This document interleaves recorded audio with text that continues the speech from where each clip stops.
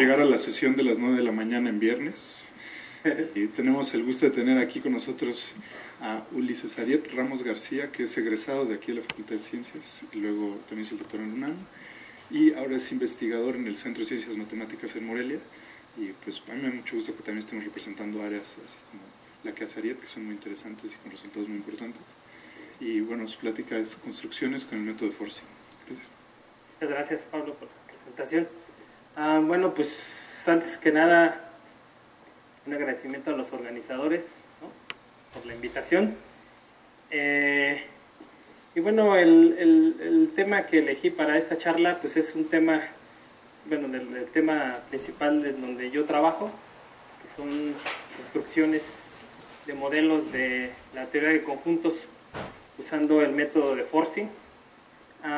Y entonces, aunque el método, como todos estos métodos modernos, son muy técnicos, ¿no?, pero bueno, siempre vamos a hacer un esfuerzo por explicar la idea de qué se trata, ¿no? Y bueno, entonces la charla va a ser un poco panorámica, ¿no?, de un poco los orígenes de este método, cuáles son los problemas que se han resuelto en diversas áreas de las matemáticas usando este método, y por ahí mencionaré, bueno, la contribución que tenemos en ese tema. Y para terminar, quiero mencionar algunos temas en los que estoy trabajando, ¿no?, que tienen que ver con este método y con otros relacionados en teoría de conjuntos, ¿okay? Bueno, entonces permítanme empezar con una pequeña introducción.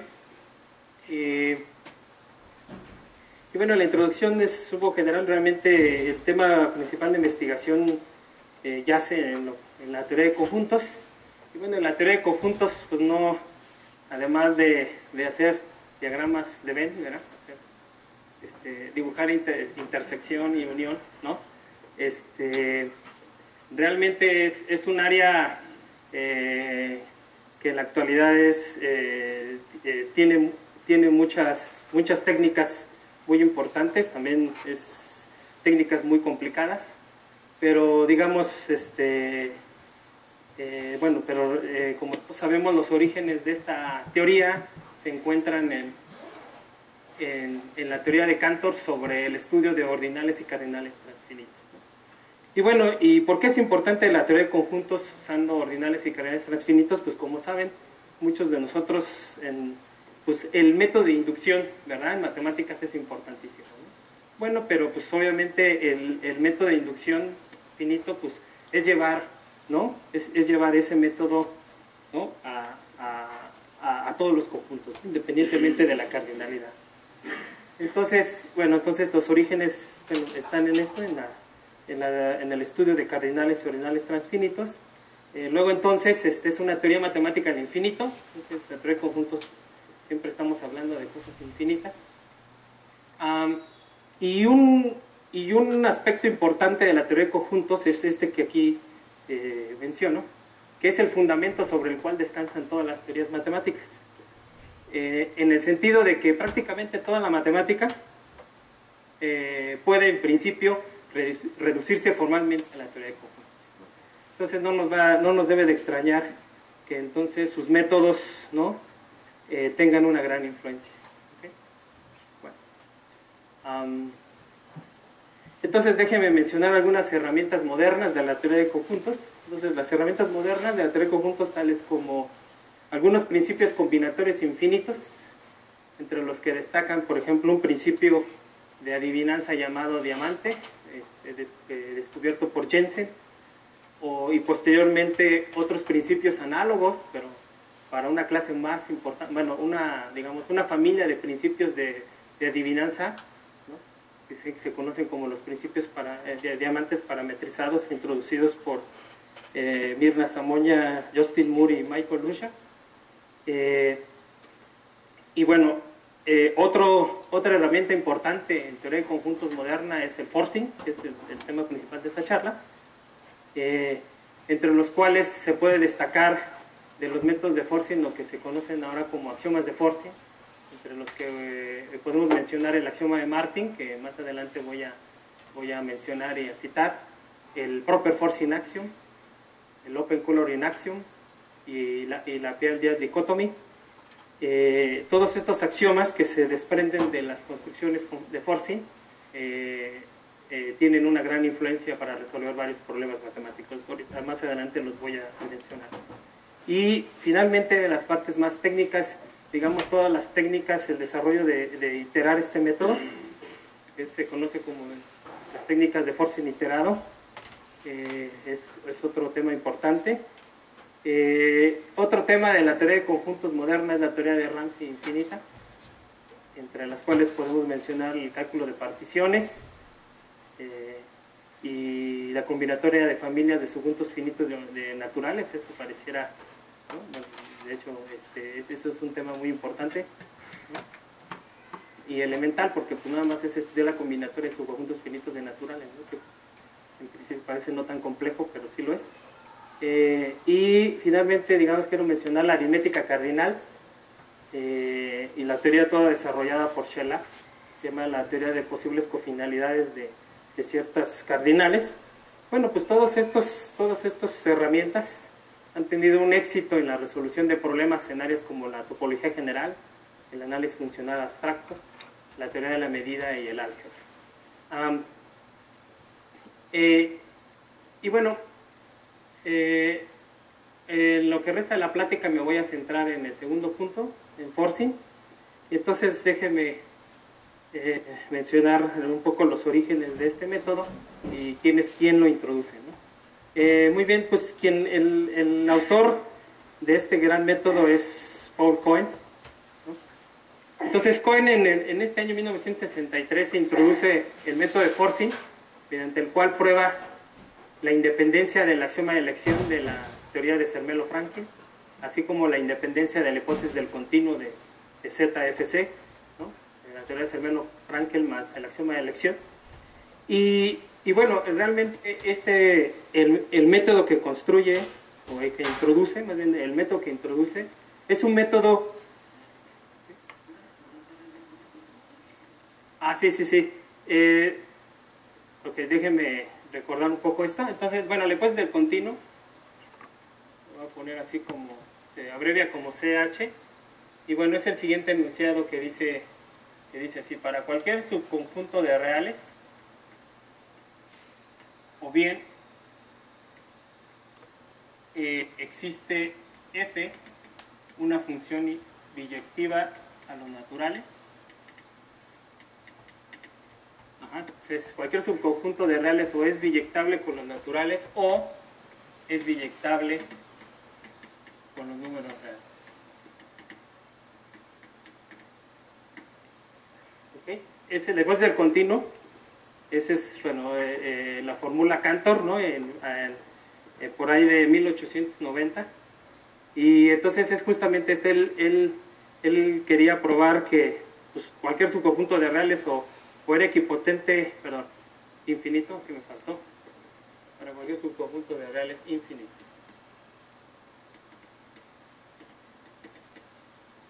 Entonces, o es biyectable con los naturales o biyectable con los reales, ¿no? Entonces, este es el problema, uno de los problemas que motivó muchos de sus estudios de aritmética cardinal y de ordinales. Exacto. Entonces, y bueno, este enunciado también lo podemos poner equivalente usando el axioma de elección, que este es equivalente en el término de cardinales, es que la cardinalidad de los reales, digamos, bueno, más bien es el primer ordinal no numerable, ¿no? En la sucesión de cardinales infinitos, ¿no? Entonces tenemos en la expresión de cardinales infinitos de Cantor, pues tenemos el 0, el 1, el 2, el siguiente, el primer cardinal infinito es Aleph 0, el siguiente cardinal infinito estrictamente mayor que Aleph 0 es Aleph 1, etcétera, etcétera. Entonces, esencialmente, bueno, o más bien aquí podremos abreviar que la hipótesis del continuo, ¿no? Esencialmente afirma que la cardinalidad de los reales, ¿no? Es el primer cardinal no numerable. ¿Ok? Pero bueno, este es el enunciado. Y bueno, el axioma de elección, pues ya todos lo conocemos, ¿verdad? No necesito recordarlo. Y bueno, y lo más, digamos, lo importante de este método es que él introduce un método para generar modelos, ¿no?, de la teoría de conjuntos. Es un método para generar modelos de la teoría de conjuntos en donde queremos modelar ciertos enunciados. Por ejemplo, la hipótesis del continuo o su negación. O otros enunciados que en matemáticas habían aparecido. Entonces, ahorita más adelante voy a empezar a mencionar un poco más de qué trata este método. Pero digamos que pues realmente este método lo que representó fue una revolución, ¿no?, en teoría de conjuntos, porque con esta técnica que introduce Cohen por ahí en esos años, una cosa interesante es que él era analista ¿cómo se llama? Sus temas eran de análisis, ¿no? Y realmente no era un especialista en lógica, en teoría de modelos, ¿no? Toda la gente que trabajaba en teoría de modelos y lógica, pues estaba tratando de resolver, ¿no?, la hipótesis del continuo. Ya estaban muy cerca, pero bueno, digamos, después de que Cohen introduce el método, ellos lo que hacen es lo refinan y entonces lo hacen más musculoso y entonces hacen toda una teoría, ¿no? Entonces, y bueno, y con esa, ya refinando la técnica, lo que hicieron ellos es que con esta técnica lo que ha permitido es establecer que una amplia lista de enunciados en matemáticas resulten ser independientes de la axiomática usual. Bueno, ¿qué significa ser independiente de la axiomática usual? Es simplemente pues, que hay modelos de la teoría de conjuntos en donde el enunciado es verdadero y otro modelo de la axiomática usual en donde su negación es cierta, es verdadera. Entonces, digamos, las enunciados independientes, yo creo que el ejemplo más común que tenemos a la mano es la independencia del quinto postulado de Euclides, ¿no?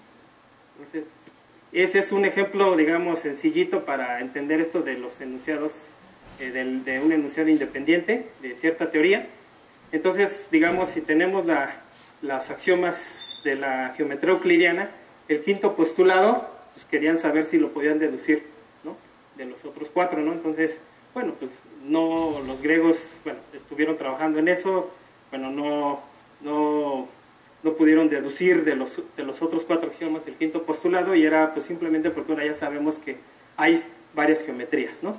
Está la geometría euclidiana, la geometría proyectiva y la hiperbólica. Entonces, es decir, hay modelos, ¿no?, de geometrías en donde se valen los cuatro primeros axiomas, ¿no?, los cuatro postulados, y el quinto postulado se vale, en otros donde se vale la negación, y hay dos maneras de negarlo. Entonces, por eso hay geometría proyectiva y geometría hiperbólica. Entonces, en ese sentido podemos entender, es un ejemplo sencillo de entender esto. Y bueno, déjenme decir, introducir un poco de nociones de qué es esto de modelos y de teorías. Entonces, formalmente podemos decir que una teoría, vamos a ser un poco intuitivos. Yo creo que esto muchos de nosotros lo tenemos intuitivamente. Está formada por un conjunto de axiomas y teoremas. Los teoremas son proposiciones que podemos deducir lógicamente, ¿no?, de los axiomas, ¿no? Entonces eso pues, es más o menos lo que podemos entender intuitivamente de una teoría. Y siendo un poco más formales, podemos decir que entonces que las teorías las podemos concebir como un conjunto de proposiciones expresables en cierto lenguaje formal, el cual recoge explícitamente el conjunto de símbolos de la teoría, los axiomas y las reglas de deducción, ¿no? Bueno, pero bueno, vamos a guiarnos un poco más bien con la intuición en esta plática. Y bueno, ¿qué es un modelo? Entonces, esencialmente, un modelo pues va a ser algo así, pues bueno, ahora sí, aunque sea uno redundante, va a ser como una estructura que modele, ¿no?, nuestros axiomas, ¿no?, de la teoría. Entonces, un modelo simplemente de una teoría es una estructura, ¿no?, M, donde los enunciados formales de la teoría, es decir, cadenas de símbolos, ¿no?, o sea, las fórmulas, los enunciados, ¿no?, que podemos expresar con fórmulas, lo podemos ver como una sucesión de cadenas de símbolos, son interpretables, ¿no?, en la estructura y verificables, ¿no? Es decir, o bien la proposición o su negación se satisfacen en el modelo, ¿no? Entonces aquí un ejemplo de estructura común de una teoría podemos mencionar, por ejemplo, la teoría de campos, ¿no? Entonces la teoría de campos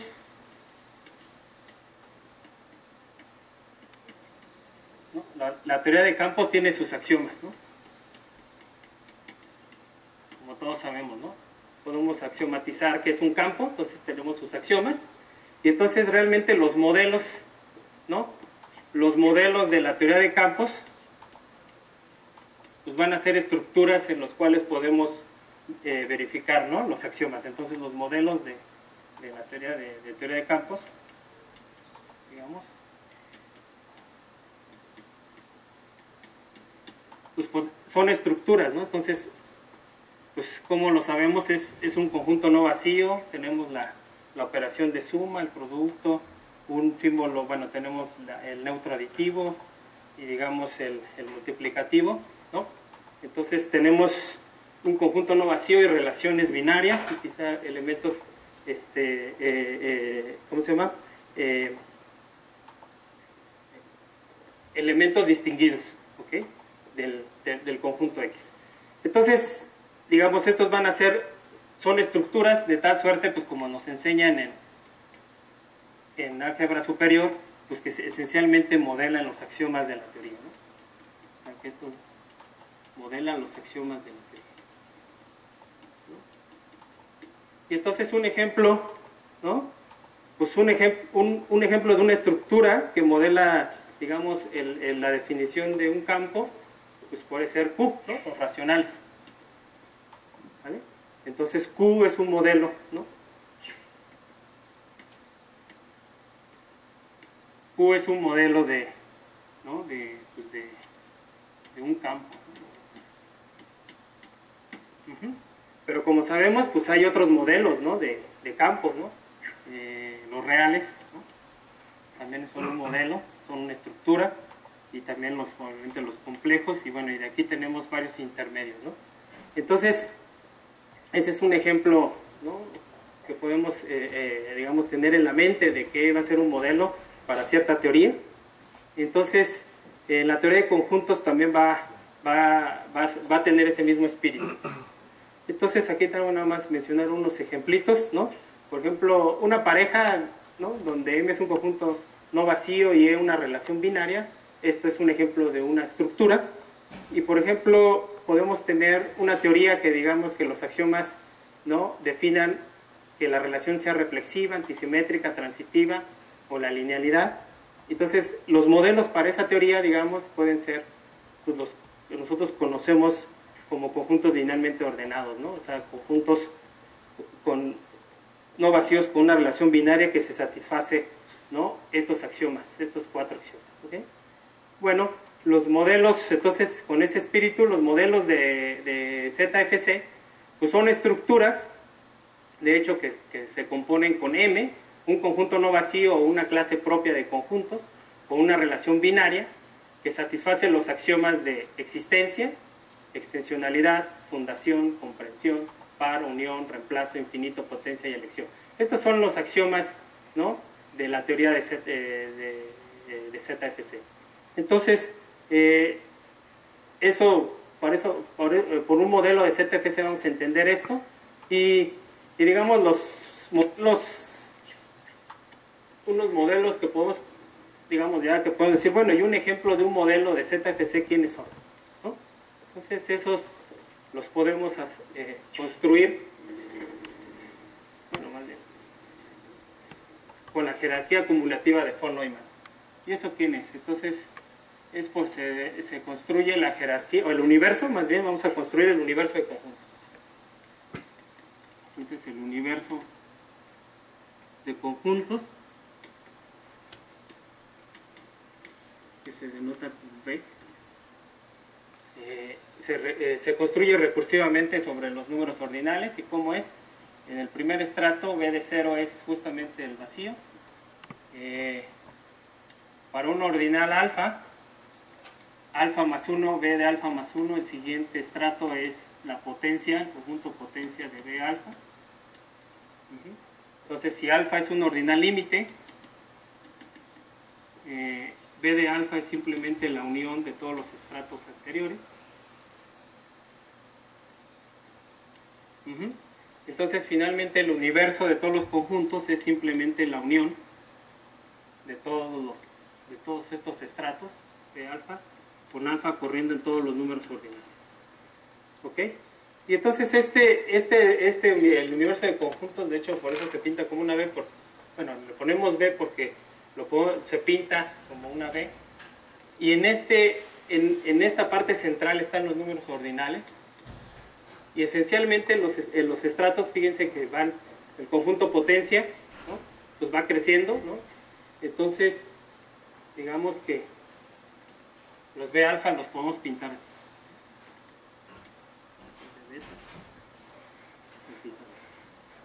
¿Ok? Y entonces, este es el universo de conjuntos, es decir, todo conjunto, en lugar de definir qué es un conjunto, decimos quiénes son los conjuntos. Entonces, los conjuntos, ¿no? El universo de conjuntos es justamente esta clase. ¿Ok? Entonces, no es difícil probar que B, este universo, ¿no? Modela, ¿no? Todos los axiomas de ZFC. ¿Sí? Entonces,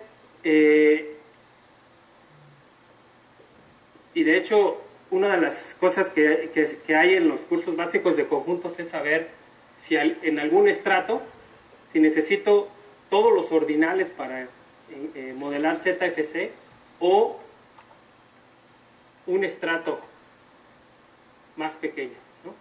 Entonces eso depende mucho del tipo de ordinal o cardinal, ¿no? En el estrato que llevamos, y depende mucho de las propiedades de cardinal de este objeto, y que muchas veces, pues bueno, de hecho no podemos demostrar en ZFC que existan estos cardinales. Entonces muchas veces, digamos, no siempre estamos suponiendo en esto que esta teoría ZFC es consistente. Entonces, si es consistente, entonces por los teoremas de completud de Gödel, entonces podemos tener la existencia de un modelo de ZFC, y a partir de un modelo de ZFC construimos modelos más pequeños de ZFC. Entonces, eso está expresado aquí en dos teoremas fundamentales, el Löwenhorst-Kolem y Mostovsky, que lo podemos parafrasear de la siguiente manera. Asumiendo la consistencia de ZFC, es decir, que esta teoría no tiene contradicciones, es posible considerar modelos de esta teoría numerables y transitivos.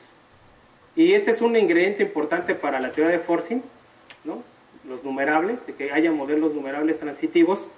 ¿Y qué es una clase transitiva, un conjunto transitivo? Pues simplemente tiene esta propiedad. M es transitivo, y siempre que tengo un elemento en M, entonces es un subconjunto de M también. Entonces, este ingrediente es importante. Entonces, con esto, la idea de forcing es la siguiente.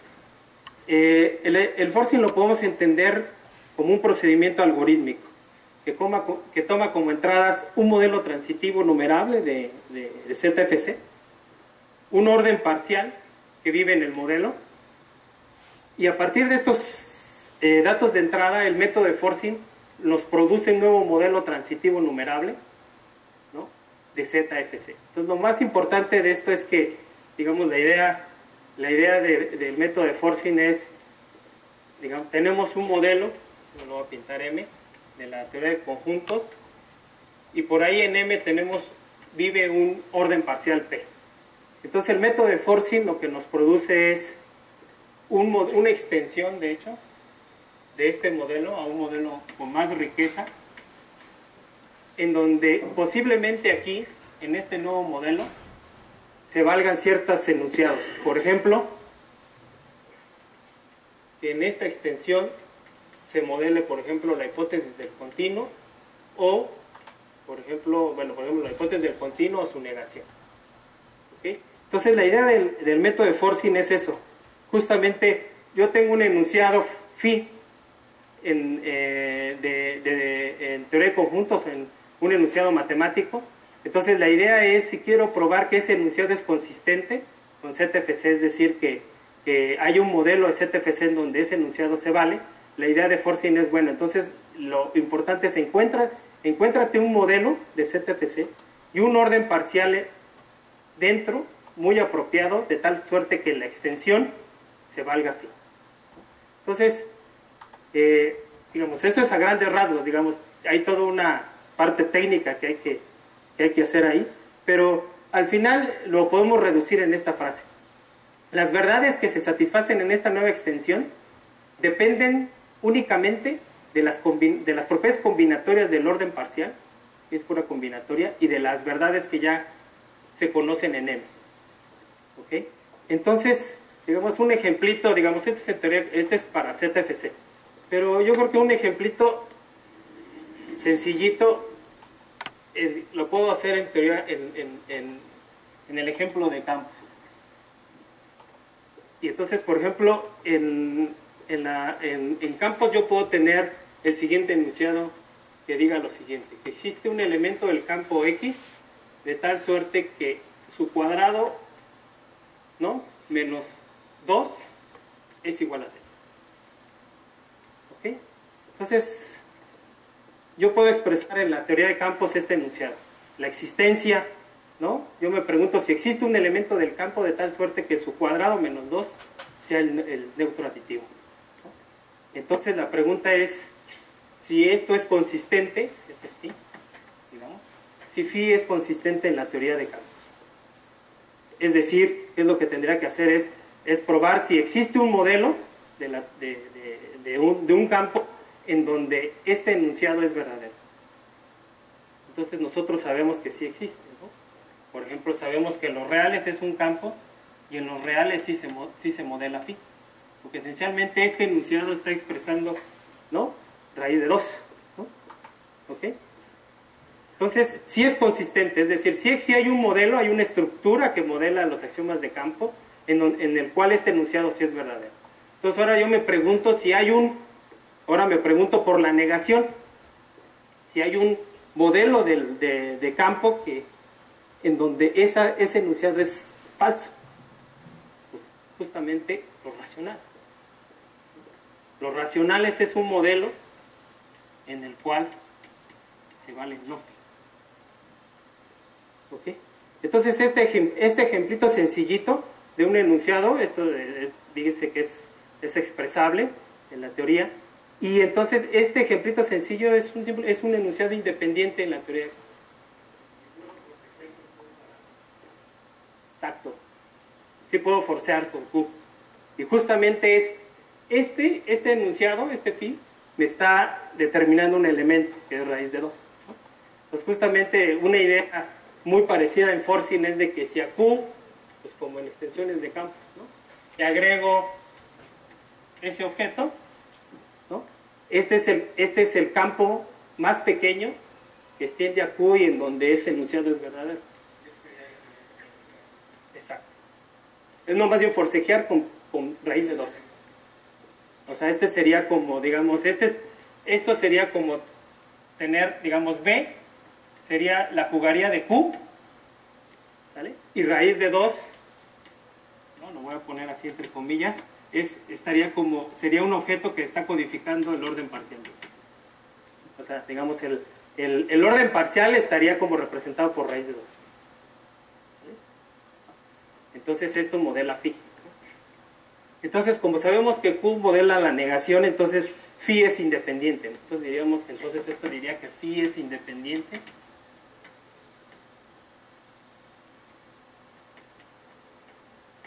Independiente, ¿no? Es un enunciado,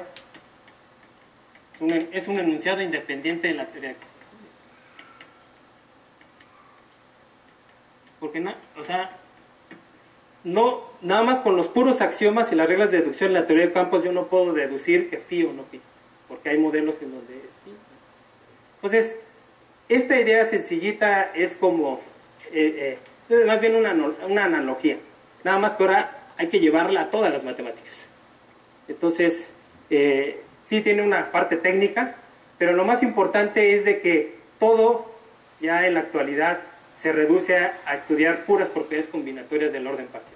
Y muchas veces este orden parcial está compuesto, los órdenes parciales favoritos son los que están compuestos por árboles. Por árboles. O sea, los elementos del orden